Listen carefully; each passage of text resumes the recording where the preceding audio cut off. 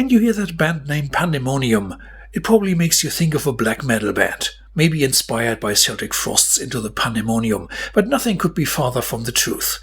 There were several bands by this name, but the one I'm going to talk about came from Fairbanks, Alaska. Founded in 1977, they started as a cover band playing songs by Black Sabbath, Thin Lizzy and the like. But they wanted to be a real band with their own material and a record deal, and they couldn't do that in Alaska, thus they moved to Los Angeles in 1980. Originally named Demon, they changed or extended that name to Pandemonium. Maybe they had heard about the British band Demon. The lineup of Pandemonium consisted of brothers David Rash on guitar, Eric Rash on bass, and Chris Rash as the singer of the band. They would have a different drummer on every record, and occasionally a second guitarist, but otherwise the lineup remained constant, the advantage of family ties. Playing gigs in the Los Angeles club scene, they bumped into Brian Slagle, who put one of their songs, Fighting Backwards, on his famous compilation Metal Massacre, alongside Metallica, Black and Blue, Cirith Ungol and others. Thus they earned a deal with Metal Blade Records for their first album in 1983 entitled Heavy Metal Soldiers.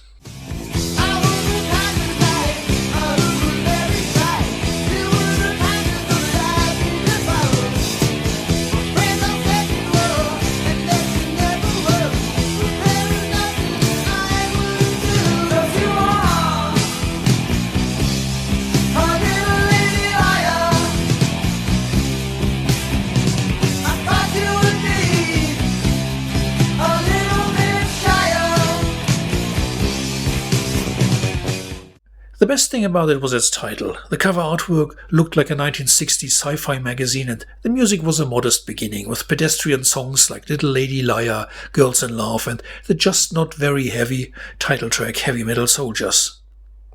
Pandemonium continued to play live in the Los Angeles clubs. Here is some footage from a gig in January 1984. Pandemonium were co-headlining that night, and funny thing is, support band were some kids called Slayer, who had just released their first album, Show No Mercy. I'm fighting!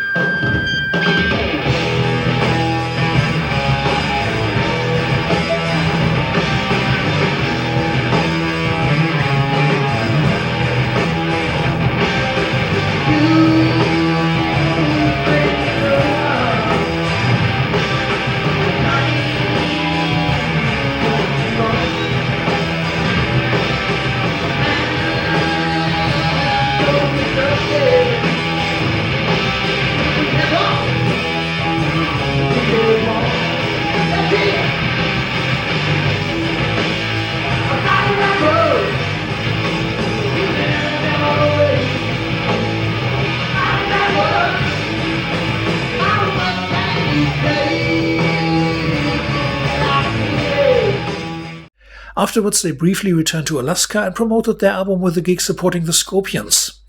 In October 1985, the second album, Hole in the Sky, was released again on Metal Blade Records.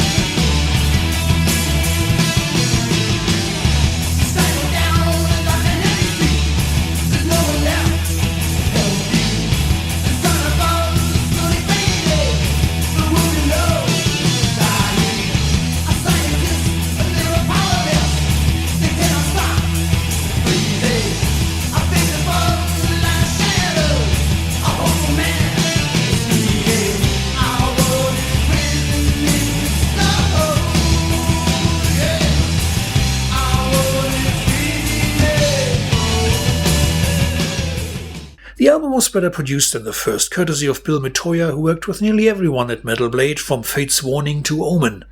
Unfortunately, the album sleeve didn't help the sales again, just some purple clouds and the title. Musically, Pandemonium improved with songs like the pounding Eye of the Storm, the groovy rocker Look of Death, or Evil Face, which is more aggressive than anything on the first LP. Roadrunner Records licensed Hole in the Sky for Europe. It didn't impress much over here, though. The reviewer of Rock Hard magazine butchered the LP, saying, "No idea how they got a record deal, it's a poor copy of Dokken and Red." Anyhow, Pandemonium promoted the album in America with live shows like this from 1986.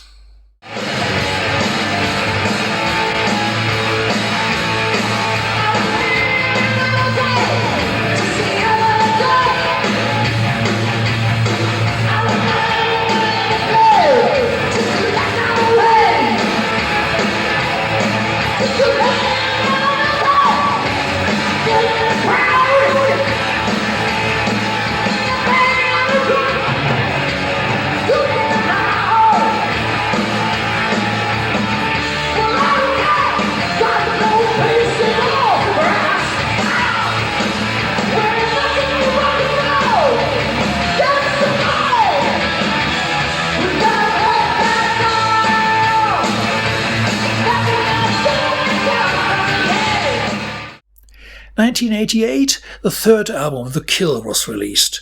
In opposite to the previous two, the artwork was at least memorable, but counts as one of the most horrible sleeves in my collection. Good taste for visual arts was never the strong side of Pandemonium.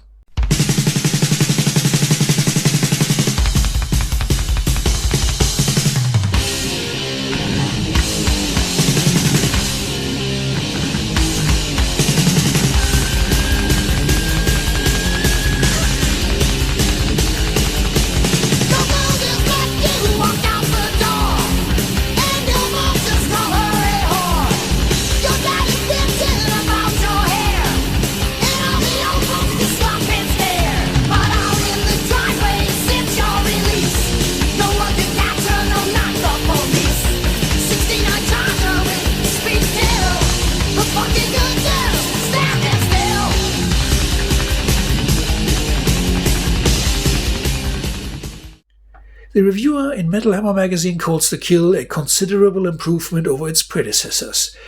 His colleague from Metal Forces compares them to Metal Church, agrees they improved a lot but gives a -point for the two cover versions. Radar Love and Snowblind are two standards that fill the playing time but aren't really necessary. But foremost it was the band's own material which had more punch now. The third album was their heaviest and in my opinion the best.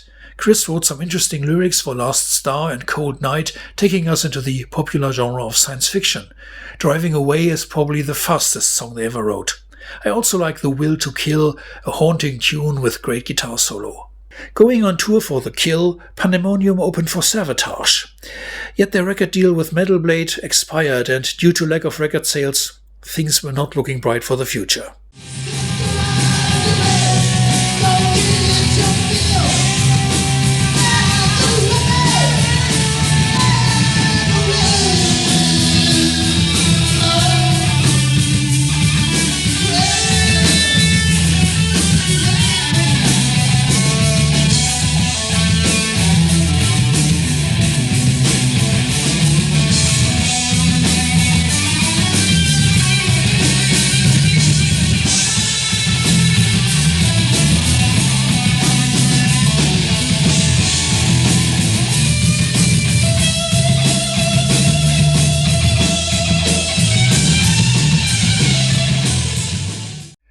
In the second half of the 80s, the audience kind of divided between the Slayer thrashers and the Poison posers, and Pandemonium was somehow between these two worlds. In 1989, the band split as they couldn't get a new record deal. David and Eric moved to Seattle and started a cover band. Chris died much too early in 2007. Their three albums were re-released on CD in 2011, but that remained the only reprint. They are hard to find these days. I hold on to my old LPs. Happy hunting and bye for now.